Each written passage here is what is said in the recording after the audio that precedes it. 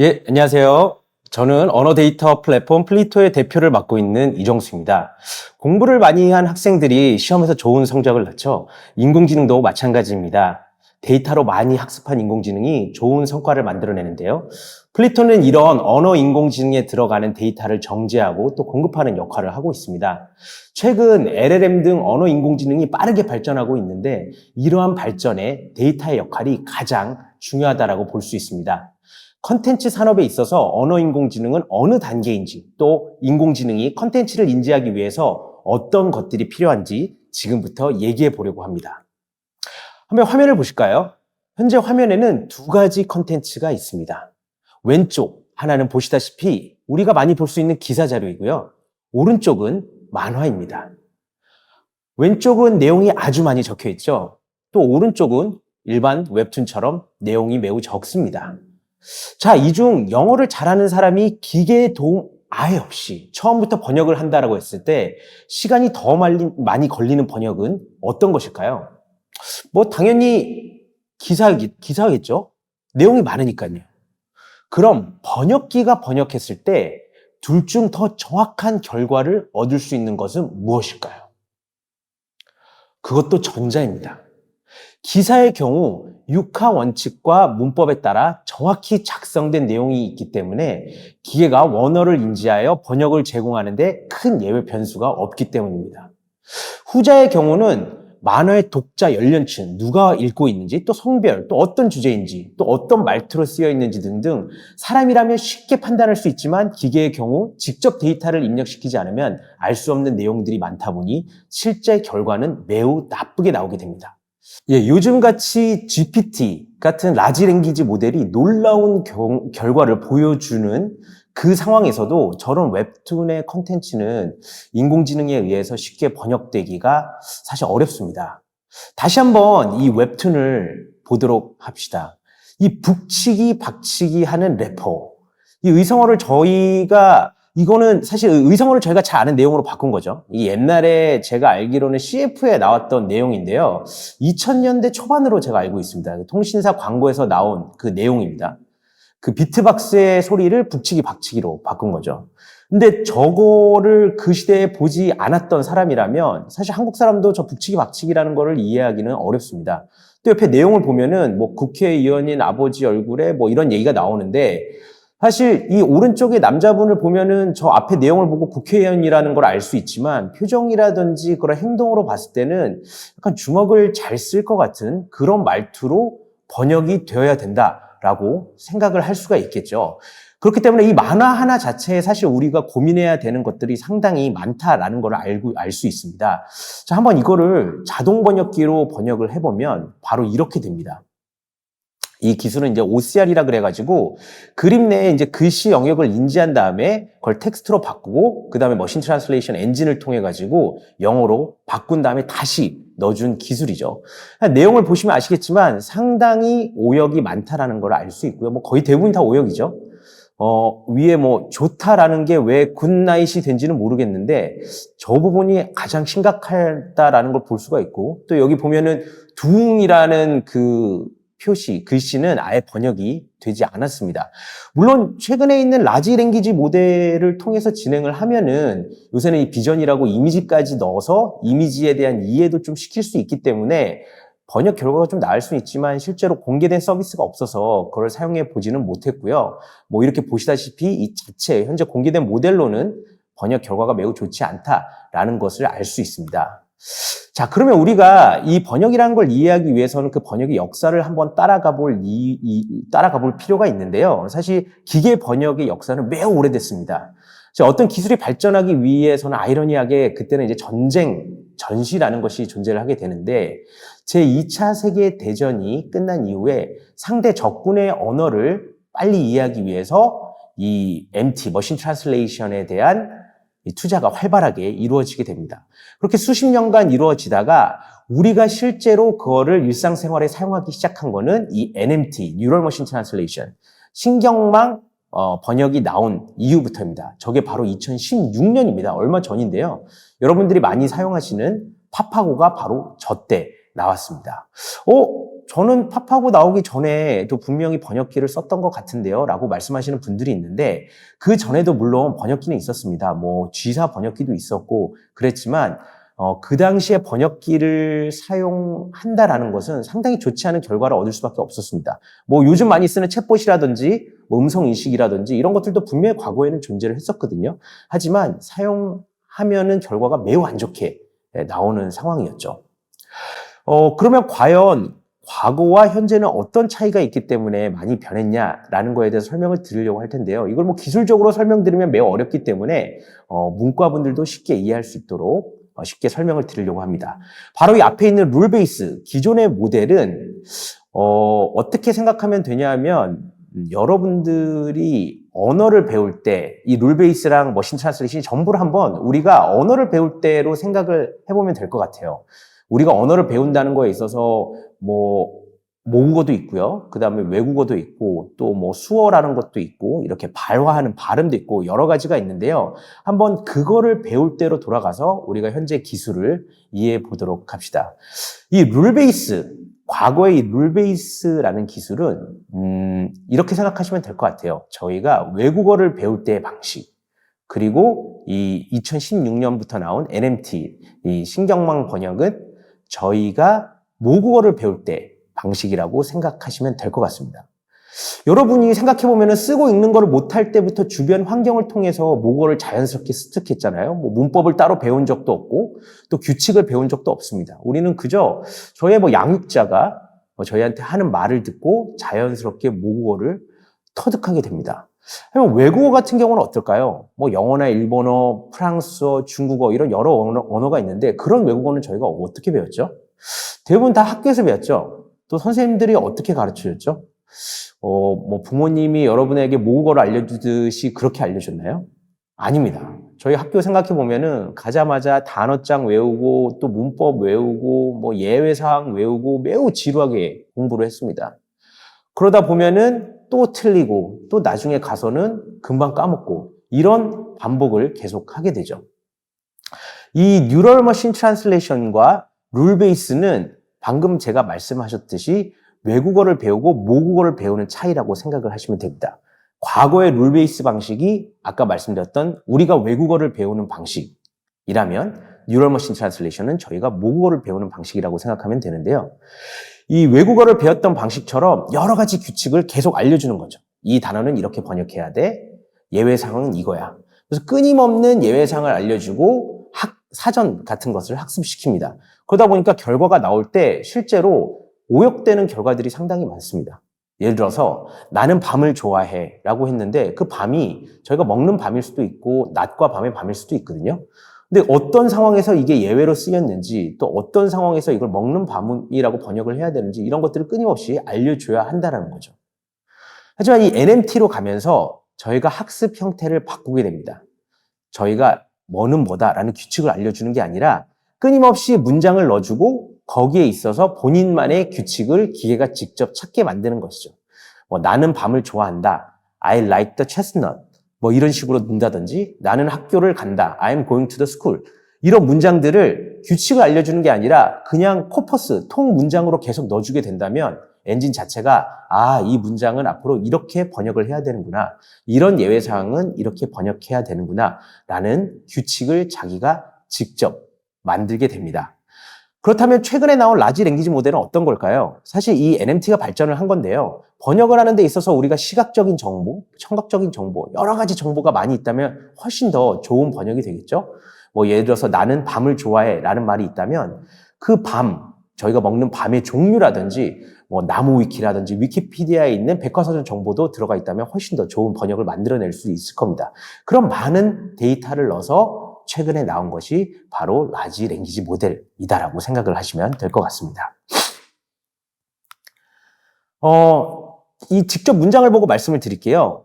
지금 영어 문장과 중국어 문장이 있는데요. 영어 문장으로 보시면은 과거 룰 베이스에서는 단어대로 이렇게 규칙을 알려주는 상황이다라고 말씀드릴 수 있을 것 같고요. NMT에서는 문장 대 문장을 그냥 집어넣습니다. 그러다 보면은 이렇게 새로운 문장을 물어봐도 거기에 있어서 본인들의 규칙을 대답할 수 있게 되고요. 라지 랭귀지 모델 같은 경우는 단순히 우리가 번역 문장뿐만 아니라 저런 그림 정보 혹은 역사 정보 이런 단어가 갖고 있는 정보들을 하나씩 하나씩 넣어주게 되는 것이죠. 그러면 어떤 문장이 들어갔을 때 거기에 있어서 훨씬 더 좋은 결과값을 주게 됩니다.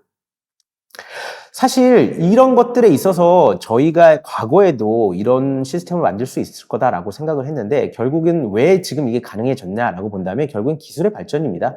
저희가 인터넷이 발전하고 기술이 발전해서 클라우드를 통해서 많은 데이터를 모을 수가 있었고요. 그 다음에 반도체가 발전하면서 GPU의 성능이 매우 올라갔죠.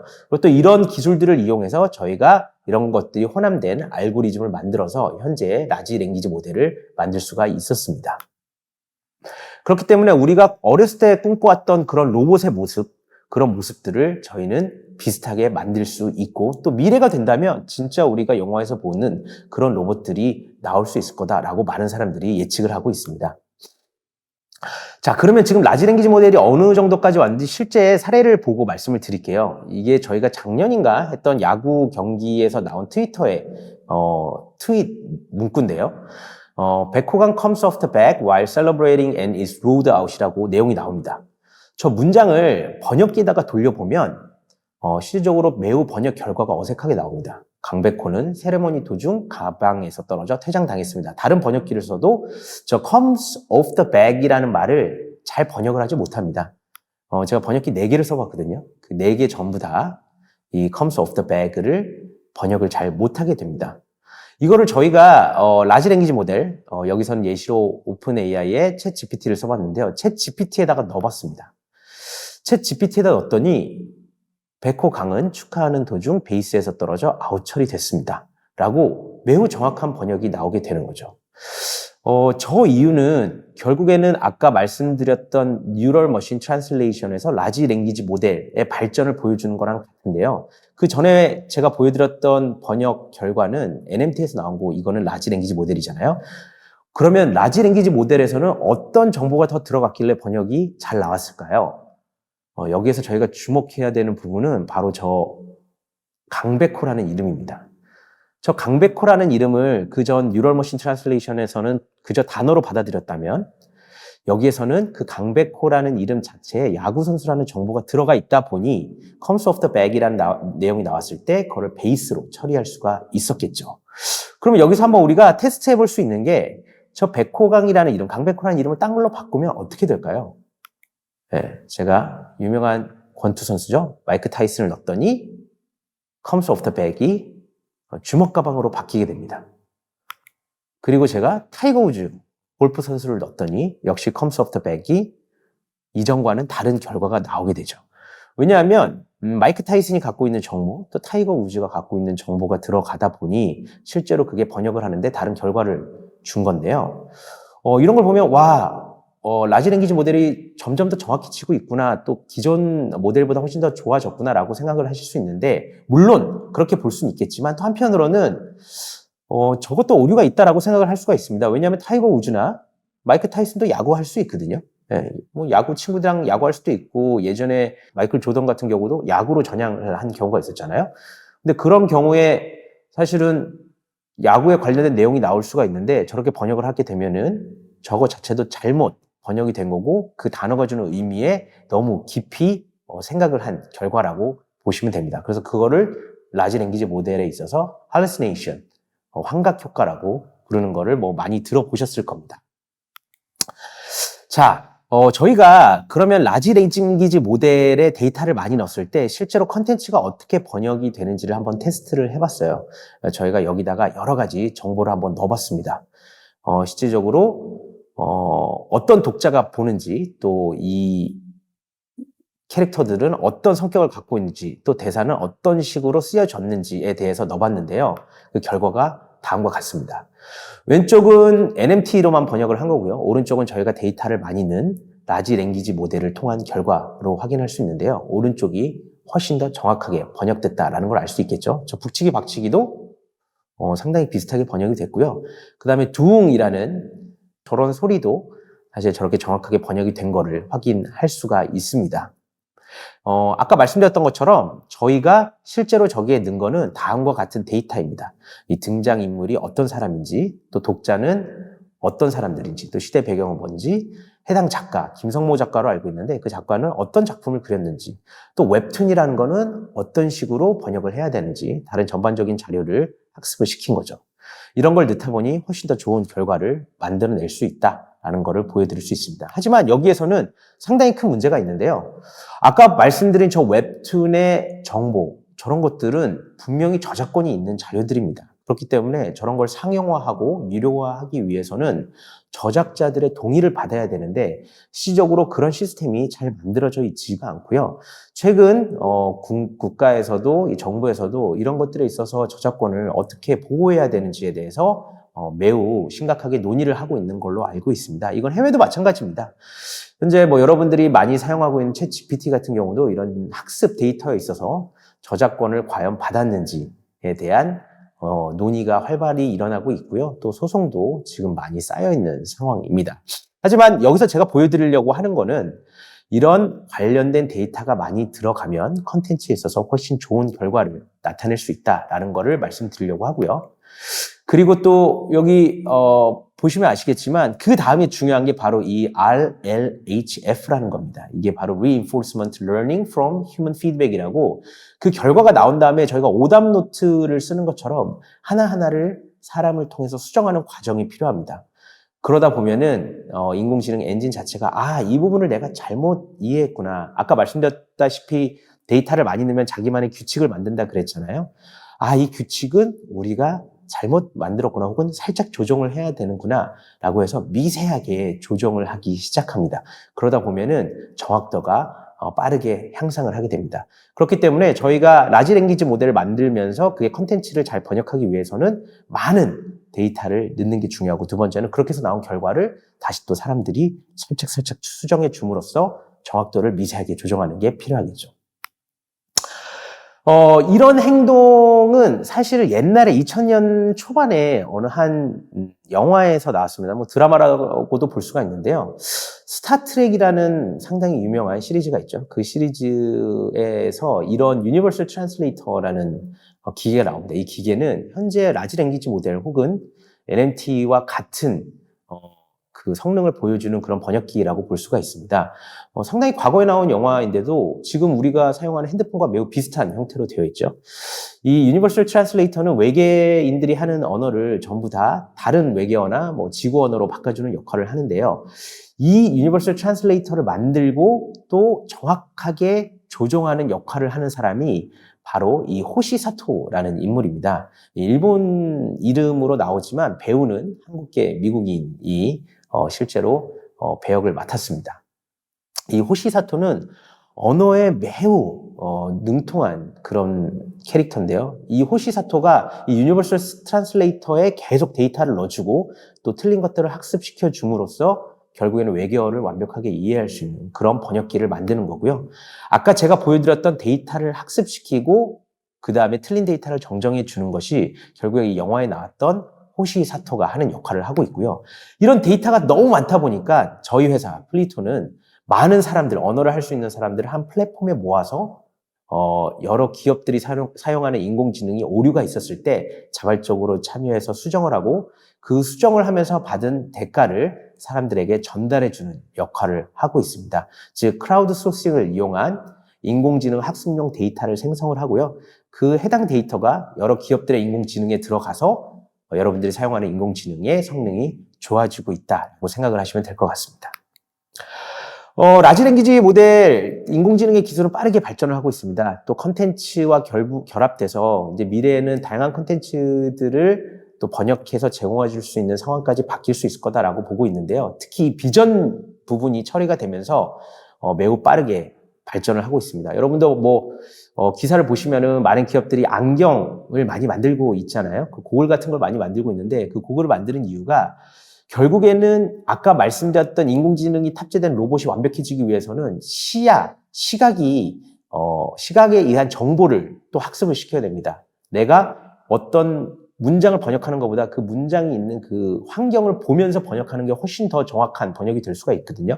그렇기 때문에 많은 기업들이 이 시각 정보를 처리할 수 있는 기술에 투자를 하고 있는 상황이고, 실제로 이런 고글을 쓰고 이제 이런 컨텐츠를 봤을 때 우리가 사용하는 모국어로 완벽하게 번역되는 상황이 조만간은 오지 않을까. 뭐 완벽하진 않지만 그래도 상당히 정확하게 번역되는 미래가 곧 오지 않을까 생각을 하고 있고요. 지금 가격이 비싸기 때문에 일상적으로 사용하기는 어렵지만 저런 기술들의 가격이 조금씩 낮아지다 보면은 한 3, 4년 내로는 사람들이 저런 비전을 많이 쓰면서 컨텐츠를 모국어로 많이 보지 않을까라고 생각을 하고 있습니다. 박물관 같은 데서도 당연히 많이 쓸 수가 있고요. 보시다시피 실제로 이거는 상용화되고 있는 기술인데요. 국내에 있는 박물관이라든지 해외에 있는 박물관을 갔을 때 저런 한자어로 만들어진 시조들이 저희가 현재 쓰는 표준어로 또 시에 맞게 번역이 되는 모습을 볼 수가 있고요. 또 일본어로 본다면 저렇게 일본어로도 처리가 되고 있습니다. 뿐만 아니라 UCC, 유저들이 만들어내는 컨텐츠들, 저희가 여러 가지 커뮤니티에 재밌는 컨텐츠들이 많잖아요.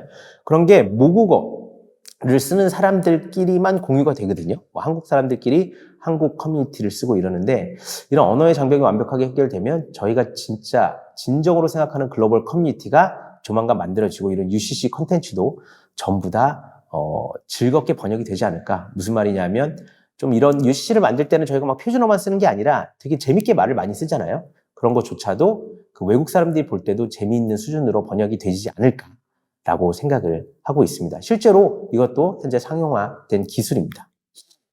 또 아까 저희가 처음에 진행했던 것처럼 이런 웹툰 같은 다양한 국내 컨텐츠들, 요새 웹툰 한국 컨텐츠가 해외에서 너무나 많은 사람들에 의해 읽히고 있고 또 사랑을 받고 있습니다. 영화도 마찬가지죠. 이런 어떻게 보면 한국적인 웹툰이라든지 컨텐츠들이 이런 기술을 통해서 해외로 나가고, 그걸 통해서 또 많은 사람들이 한국 문화를 사랑하고 또 한국에 대해서 이해할 수 있는 날들이 이 인공지능 기술을 통해서 되게 빨리 실현될 거다라고 생각을 하고 있고요. 제가 예상을 해보건데 아까도 말씀드렸지만 한 3년 정도 되면은 완벽하진 않아도 상당히 사람들의 일상생활에 사용할 수 있는 수준까지는 발전을 할 수 있을 것 같다라고 생각을 하고 있습니다. 하지만 결국에 그렇게 되기 위해서는 많은 기업들이 데이터를 학습을 시킬 거고요. 또 그 데이터를 제공해주는 사람들의 저작권을 보호하려고 노력을 할 거고, 또 그렇게 해서 나온 엔진을 누군가는 계속 수정을 한, 아까 그 스타트rek에 나왔던 호시사토라는 사람이 했던 역할들을 계속 하게 될 거고, 그 기간 동안 이런 역할을 하는 사람들이 많이 필요할 거고, 또 그런 사람들이 또 많은 수익을 벌지 않을까, 또 이런 생각도 해봅니다. 네, 지금까지 사실 이런 인공지능의 발전과 또 컨텐츠의 변화에 대해서 말씀을 드렸고요. 저의 발표를 들어주셔서 진심으로 감사합니다.